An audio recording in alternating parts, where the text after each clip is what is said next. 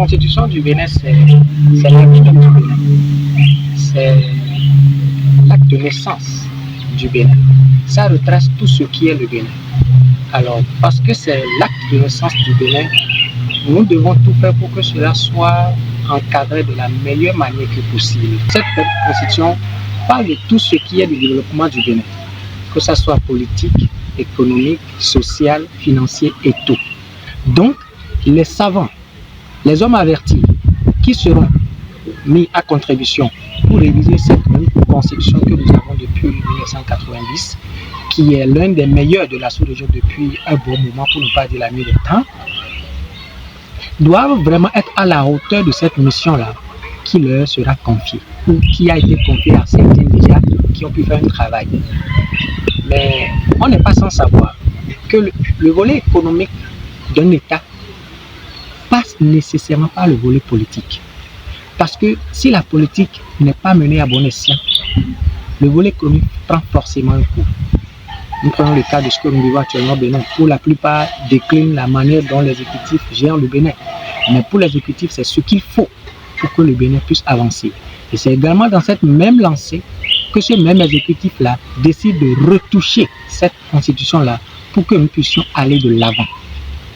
C'est épousé par certains, d'autres l'ont décliné.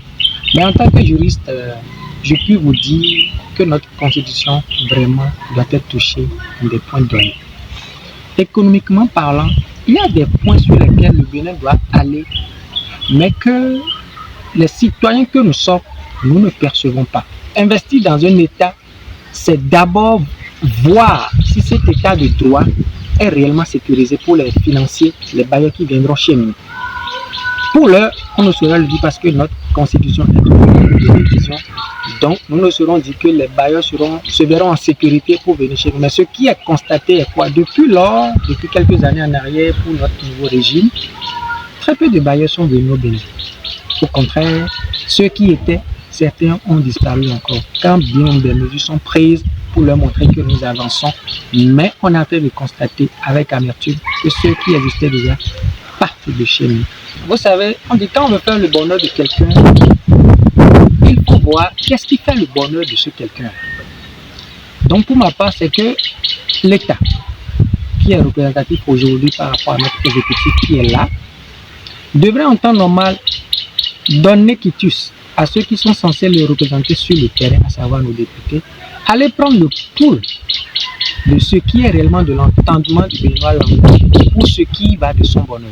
Ce n'est qu'après ça, la collecte de ces données-là seront base de données pour rendre efficace cette révision qui est en perspective.